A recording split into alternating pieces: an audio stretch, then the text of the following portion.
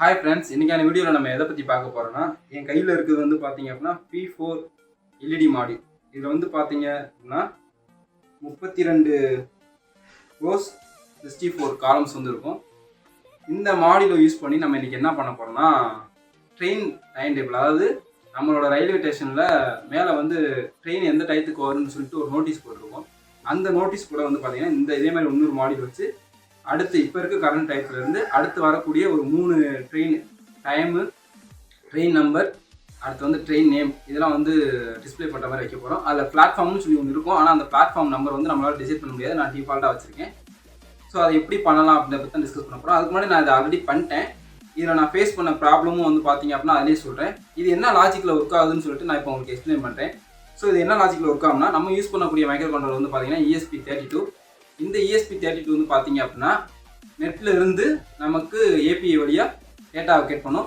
So அதுக்கு நான் use பண்ணியிருக்க ஏபிஐ வந்து பார்த்தீங்கன்னா indianrail.api.comனு சொல்லிட்டு அவங்க ஒரு வெப்சைட் ஒன்று வச்சுருக்காங்க. ஸோ அதுக்குள்ளே வந்து பார்த்தீங்க அப்படின்னா நம்ம ஜிமெயிலை வச்சு லாக்இன் பண்ணி ஏபிஐ வந்து கட் பண்ணிக்கலாம். ஸோ அந்த ஏபிஐலேருந்து வரக்கூடிய டேட்டா வந்து பார்த்தீங்க அப்படின்னா ஒரு 9.7 KB இருக்கும். இதை வந்து ESP32 வந்து ஹேண்டில் பண்ண கொஞ்சம் கஷ்டமாக இருக்கும். ஸோ அதனால் நான் என்ன பண்ணியிருக்கேன், அந்த ஏபிஐ கொண்டு போய் என்னோட சர்வர் இருக்கும் இல்லையா, M42 Tech, ஸோ அந்த சர்வரில் போட்டு அங்கேருந்து நான் என்ன பண்ணிட்டேன், ஃபில்டர் பண்ணி நான் என்னோடய சர்வருக்கு ஏபிஐ ரிக்வஸ்ட் கொடுத்தா அங்கேருந்து ஏபிஐ கட் பண்ணி ஃபில்டர் பண்ணி எனக்கு வந்து அடுத்து வரக்கூடிய 3 ட்ரெயினோட டைமும் நேமும் கோடும் வந்து பார்த்தீங்க அப்படின்னா கொடுக்கும். ட்ரெயின் கோடு வந்து பார்த்தீங்க அப்படின்னா கொடுக்கும். அதை வந்து பார்த்தீங்க அப்படின்னா இதில் டிஸ்பிளே பண்ணியிருப்பேன். ஸோ அதை எப்படி பண்ணியிருக்கேன் என்னன்றதை அடுத்து நான் உங்களுக்கு எக்ஸ்பிளைன் பண்ணுறேன். ஓகே ஃப்ரெண்ட்ஸ், இதான் பார்த்தீங்க அப்படின்னா அந்த indianrail.api.com. அதுக்குள்ளே வந்து பார்த்தீங்கன்னா ஏபிஎன்னு கிளிக் பண்ணிங்கன்னா இந்த மாதிரி நிறையா ஏபிஐ வந்து ப்ரொவைட் பண்ணியிருப்பாங்க. லைவ் ஸ்டேஷன், PNR செக்கு, லைவ் ட்ரெயின் ஸ்டேட்டஸு, இந்த மாதிரி நிறையா இருக்கும். இதை வந்து நான் யூஸ் பண்ணியிருக்கிறது வந்து பார்த்தீங்க அப்படின்னா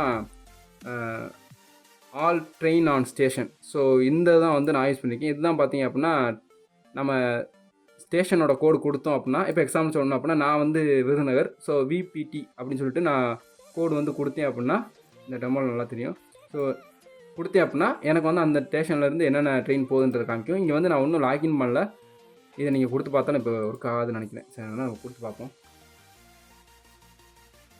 ஸோ இந்த மாதிரி பார்த்தீங்க அப்படின்னா எரர் தான் அடிக்கும். ஏன்னா நான் லாகின் பண்ணி உள்ளே வந்து நான் ஒரு ஏபிஐ கிரியேட் பண்ணி கொடுத்தா தான் வரும். இங்கே வந்து பார்த்தீங்க அப்படின்னா இந்த மாதிரி உங்களுக்கு ரிசல்ட் வரும்னு சொல்லியிருப்பாங்க. இந்த மாதிரி பார்த்தீங்க அப்படின்னா அவங்க 24 ஹவர்ஸ்க்கான மொத்த ரிசல்ட்டும் கொடுத்துருவாங்க. இது வந்து 9.7 KB இருக்கும். இதை வச்சு நம்ம ஹேண்டில் பண்ணுறது கொஞ்சம் கஷ்டமாக இருக்கும். எப்படின்னா ESP32ல, ஏன்னா நான் அதுக்கு சேர்த்தே வந்து பார்த்தீங்க அப்படின்னா கோடு போட்டிருப்பேன். இதுக்கான அந்த டிஸ்பிளேக்கும் சேர்த்து கோடு போட்டிருப்பேன். ஸோ அதனால் வந்து பார்த்தீங்க அப்படின்னா ஹேண்டில் பண்ணுறது கொஞ்சம் கஷ்டமாக இருக்கும்.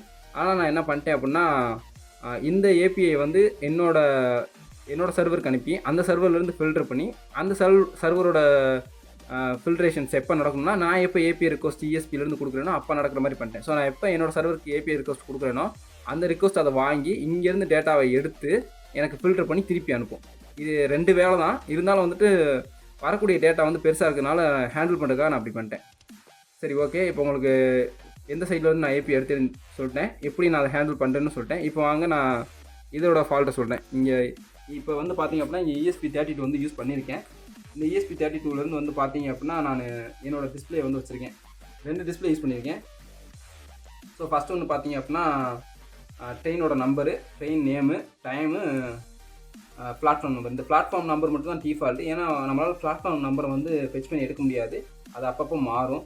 ஸோ இப்போ டைம் பார்த்தீங்கன்னா 12:09. அடுத்து 12:09லேருந்து அடுத்தடுத்த ட்ரெயின் வந்து 12:19, 29, 38, 14:29, 14:38 வந்து பார்த்தீங்க அப்படின்னா இருக்குது. ஸோ எங்கே அப்படின்னா இது மதுரை டு செங்கோட்டை நினைக்கிறேன். அப்புறம் செங்கோட்டை டு மதுரை, அப்புறம் இந்த கோடு என்னன்னு தெரில. ஸோ இந்த மாதிரி பார்த்தீங்க அப்படின்னா வந்துடும். இப்போ என்ன பண்ணேன், இதில் என்ன ஃபேஸ் பண்ணேன் அப்படின்ட்டுனா, இதோட ரெஸ்பான்ஸ் டைம்னு ஒன்று இருக்கு இல்லையா. ஸோ இந்த ஏபியோட ரெஸ்பான்ஸ் டைம் பார்த்தீங்கன்னா 30 செகண்டுக்கு மேலே போகுது. அப்போ 30 செகண்டுக்கு மேலே போகிறப்ப நமக்கு டைம் அவுட்ன்ற ஒரு இது வந்து வந்துடும். அப்போ நமக்கு டேட்டாவே கெட் ஆகாது. ஸோ இவங்களோட ஏபிஐ ரெஸ்பான்ஸ் டைமிங் வந்து பார்த்தீங்கன்னா ரொம்ப ஹையாக இருக்குது. ஸோ அதனால் வந்து பார்த்தீங்க அப்படின்னா நம்ம 30 செகண்டுக்கு அப்புறம் வெயிட் பண்ணி வாங்குற மாதிரி இருக்குது. ஸோ அது வந்து ஒரு பெரிய பக்காக இருந்துச்சு. மற்றபடி வேறு எதுவும் பெரிய பக் இல்லை. நீங்கள் உங்களுக்கு ரெக்வஸ்ட் கொடுத்தீங்க அப்படின்னா இந்த ஏபிஐக்கு நீங்கள் ரெக்வஸ்ட் கொடுக்குறீங்கன்னா 30 செகண்டுக்கு அப்புறம் வந்து தான் பார்த்தீங்கன்னா உங்களுக்கு ரெஸ்பான்ஸே கிடைக்கும். 30 செகண்டாவது எடுத்துக்குது. நெக்ஸ்ட் வந்து பார்த்தீங்க அப்படின்னா ஃபஸ்ட்டு 7 டேஸ் தான் வந்து ஃப்ரீ. அதுக்கப்புறம் பார்த்தீங்கன்னா ஏதோ காசு கட்டணுன்ற மாதிரி இருந்துச்சு. ரிஜிஸ்டர் பண்ணி 7 டேஸ்க்குள்ளேயே இந்த வீடியோ எடுக்கிறதுனால எனக்கு வந்து ஃப்ரீயாக தான் இருக்குது. மேபி வந்து 7 டேஸ்க்கு மேலே அவங்க காசு கேட்டாலும் கேட்கலாம். எனக்கு காசு வந்து ஃபஸ்ட்டு 7 டேஸ் ட்ரையல் மட்டும் தான் ஃப்ரீன்ற மாதிரி போட்டிருந்தாங்க. ஸோ அதை நீங்கள் பார்த்துக்கோங்க. ஸோ அவ்வளோதான் ப்ராஜெக்ட்ஸ். இப்போ என்ன நடக்குது அப்படின்னா, அடுத்து வரக்கூடிய இப்போலேருந்து அடுத்து வரக்கூடிய ஒரு 3 ட்ரெயினுக்கான டைமும் எப்போ வரும், என்ன ட்ரெயின்ன்றதை மட்டும் இங்கே டிஸ்ப்ளே பண்ணியிருக்கேன் லைவாக. ஸோ உங்களுக்கு இந்த வீடியோ பிடிச்சிருக்குன்னு நினைக்கிறேன். பிடிச்சிச்சுன்னா மறக்காம சேனலை சப்ஸ்கிரைப் பண்ணுங்கள், லைக் பண்ணுங்கள், ஷேர் பண்ணுங்கள். ஸோ தேங்க்யூ ஃபார் வாட்சிங் வீடியோ.